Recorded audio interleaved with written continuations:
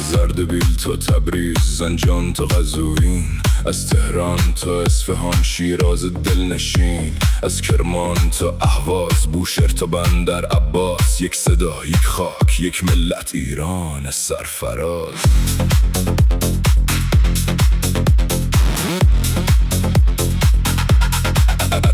اردبیل و تبریز، ارومیه و زنجان، قزوین و گیلان، هم صدا با شمال ایران.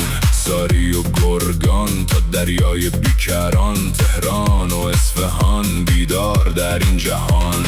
شیراز و یزد، کرمان و بم، خوزستان و اهواز، هم دل با هم، بوشهر و جنوب تا ساحل خلیج. یک دل یک صدا برای ایران عزیز. من یه ایرانی از جان و دل، با نام ایران همیشه همدل. هر گوشه از این خاک خانه من است. ایران من امید فردای من است. نه دیوار میان ما، نه کینه در میان، دست ایرانی در دست ایرانیان. هر شهر و هر دیار بخشی از این خانه است. ایران برای همه ایرانی جاودانه است. ایران آزاد، ایران آباد، با اتحاد ما فردایمان روشن باد. نه ظلم و ستم، نه فقر و گرانی، نه ترس و خون، نه جنگ و ویرانی.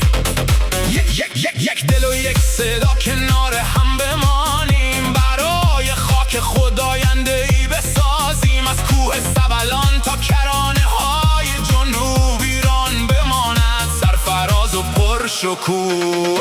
رضا پهلوی نامی آشنا در میان، صدایی برای فردای ایران. در راه آزادی، در راه آبادی، برای سربلندی این سرزمین. از اردبیل تا تهران، از تبریز تا شیراز، از شمال سبز ایران تا جنوب گرم و باز. هر ایرانی کنار ایرانی متحد و همدل، برای فردایی روشن، برای آینده ای بهتر. نه مرز دل به دل، نه فاصله میان ما، که ریشه های ماست در این خاک آشنا. دست در دست هم برای روزی نو، برای صلح و آزادی، برای زندگی نو.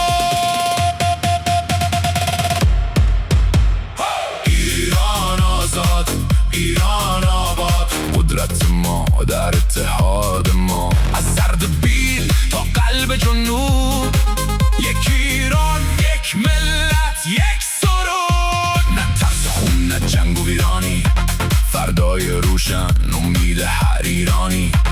دست در دست هم، شانه به شانه، بسازیم ایران را خانه به خانه. اردبیل یک صدا، تبریز یک صدا، ارومیه یک صدا، تهران یک صدا، شیراز یک صدا، اهواز یک صدا، بوشهر یک صدا. ایران یک صدا. ایران آزاد، ایران آباد، قدرت ما در اتحاد ما. از اردبیل تا قلب جنوب، یک ایران، یک ملت، یک سرود. نه ترس، نه جنگ و ویرانی، فردای روشن امید هر ایرانی. دست در دست هم، شانه به شانه، برای ایرانی آزاد و آباد، برای ایران سرفراز و پرشکوه. از سبلان تا دریای جنوب، صدای ایران میپیچد در هر کوی و هر کوه.